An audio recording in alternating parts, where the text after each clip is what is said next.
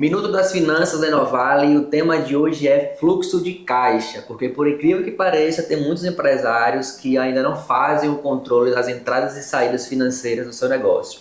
Ed, conta pra gente o que é um fluxo de caixa e por que é importante ter esse fluxo de caixa. O fluxo de caixa é o monitoramento das entradas e saídas de um negócio ao longo do tempo. Então, ele permite o registro dessas entradas, da onde está vindo esse dinheiro e para onde ele está saindo. E ao final do mês, o empresário consegue ter essa visão clara da movimentação que ocorreu ali no período. Sobre o fluxo de caixa, ele é importante porque ele vai te possibilitar, em primeira instância, visualizar o movimento do mês e, em segundo momento, conseguir fazer uma previsão, uma previsibilidade a partir de uma base de dados que você registrou anteriormente. O fluxo de caixa também ele é importante porque muitos empresários não entendem que nem sempre faturar muito significa que isso vai ter um efeito imediato dentro do saldo em conta e saldo em espécie. Isso porque existe uma diferença, muitas vezes, entre o prazo de venda e o prazo de recebimento. Ou seja, você vendeu hoje, mas você só recebe daqui a 30, 60 e 90 dias. Então, esse recebimento ao longo do tempo a gente considera como entrada no fluxo de caixa. É interessante entender essas variáveis para você conseguir planejar e não ter déficit financeiro.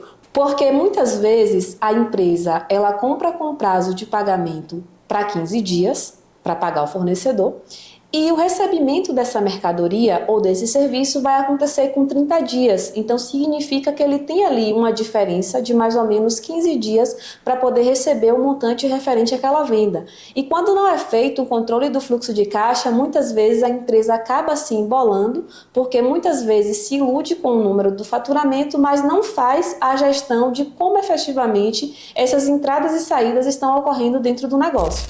Muito bom, eu já ouvi empresários falarem que não faz o fluxo de caixa porque tem medo do resultado, sabe? Isso é verdade, né? Por incrível que pareça, eu já ouvi isso de empresários mais de uma vez. Ed só enfatiza como é que faz o fluxo de caixa. Pelo que eu entendi, o fluxo de caixa é basicamente registrar o que vendeu e o que pagou, é isso? Exatamente.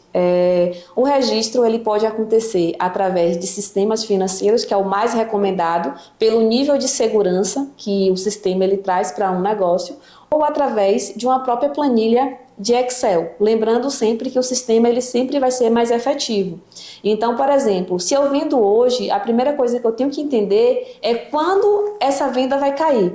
Quem trabalha com cartão de crédito, por exemplo, tem operadoras que trabalham com recebimento imediato, recebimento no dia seguinte, recebimento com 30 dias, então é preciso entender essas variáveis. Da mesma forma, é importante registrar. Se eu comprei hoje e o meu fornecedor me deu um prazo de 3 meses, eu preciso considerar que daqui a 30 dias eu tenho uma parcela X, daqui a 60 dias eu tenho uma parcela Y e assim consecutivamente. E a partir disso eu consigo visualizar quanto eu tenho de previsão de entrada e quanto eu tenho de previsão de saída e se eu irei precisar fazer algum aporte financeiro na conta naquela data.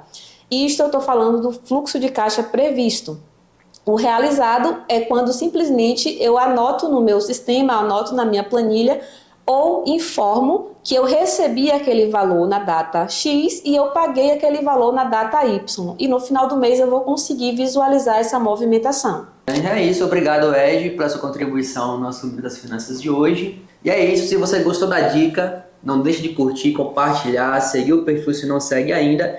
E se você quer uma ferramenta para facilitar o seu fluxo de caixa, para registrar o seu fluxo de caixa, comenta caixa aqui embaixo, que a gente vai te enviar uma ferramenta para você fazer esse controle de maneira mais precisa, caso você ainda não tenha um fluxo de caixa implementado.